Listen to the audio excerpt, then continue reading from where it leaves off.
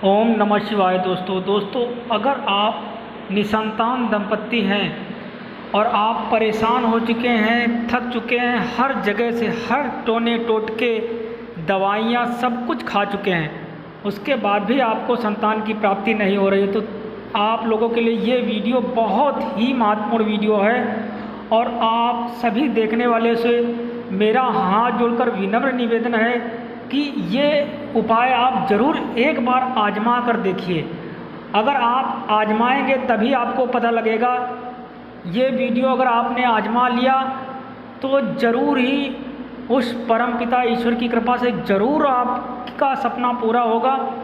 और इस उपाय को आप करके देखिए, करेंगे तभी आपको पता लगेगा। दोस्तों, ये उपाय एक ऐसे दंपत्ति ने किया और उसको कहाँ से पता लगा, वो कहीं शिव पुराण की कथा को सुन रहा था। उस कथा में वो ये उपाय बताया गया भगवान महादेव का।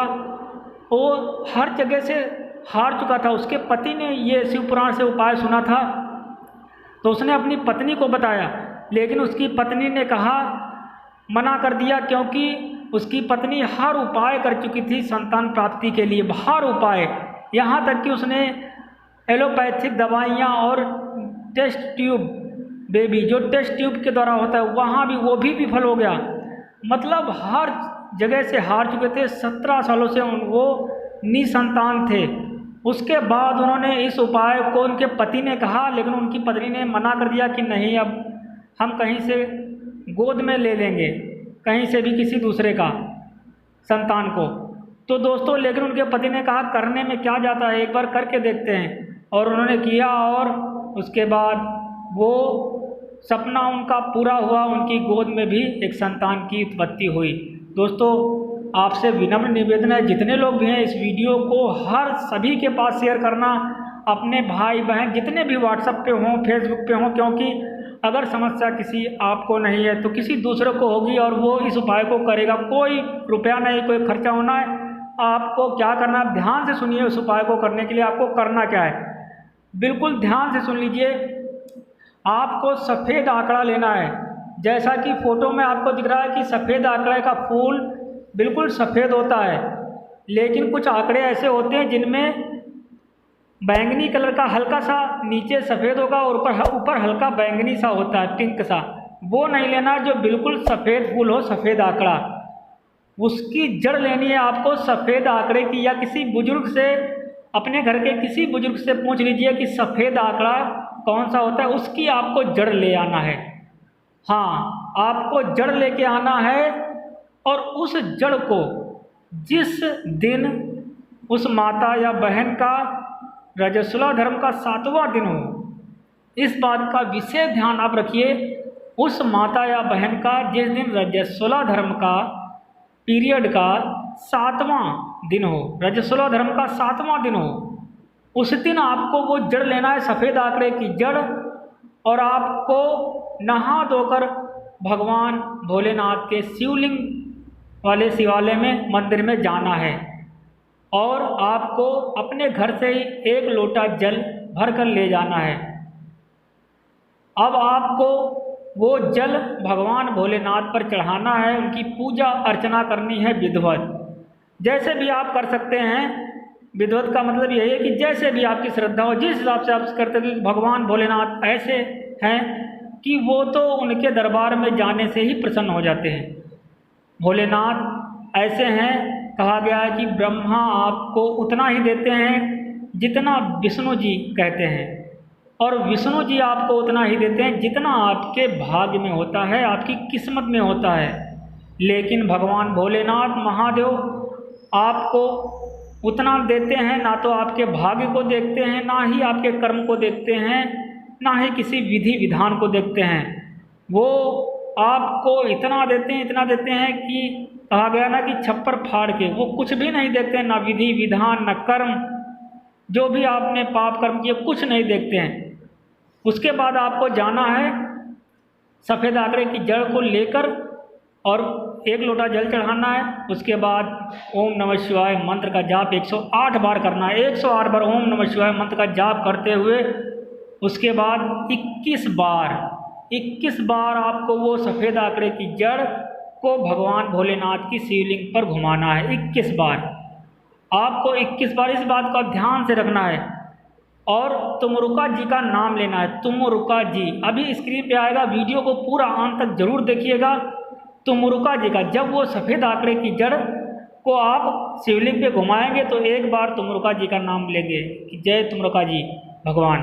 उसके बाद फिर आप एक बार घुमाएंगे उस सफ़ेद आंकड़े की जड़ को, फिर बोलेंगे जय तुमरुका जी भगवान।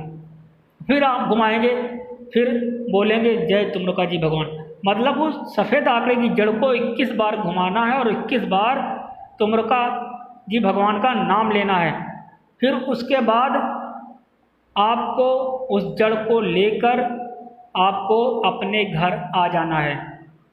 हाँ दोस्तों, आपको उसको जड़ को लेकर चुपचाप पीछे मुड़ के नहीं देखना है। आपको उस जड़ को लेकर भगवान को पैर छूकर आपको चुपचाप उस जड़ को लेकर चले आना है अपने घर और किसी से कुछ भी नहीं बोलना है। चुपचाप आप चले आइए, कोई आपको टोके ना, चुपचाप आप चले आइए और पीछे मुड़ के मत देखिए, अपने घर चले आइए। उसके बाद आपको उस माता या बहन के कमर में बांध देना है सफ़ेद आंकड़े की जड़ को। दोस्तों, आप सफ़ेद आंकड़े की जड़ जैसे ही बांधेंगे बस भगवान भोलेनाथ का आशीर्वाद उस माता और बहन के पास आ जाएगा और आपका वो सपना निसंतान दंपत्ति का, जो आप परेशान थे, दुखी थे, भगवान भोलेनाथ आपकी गोद को भर देंगे और आपका सपना जरूर पूरा होगा।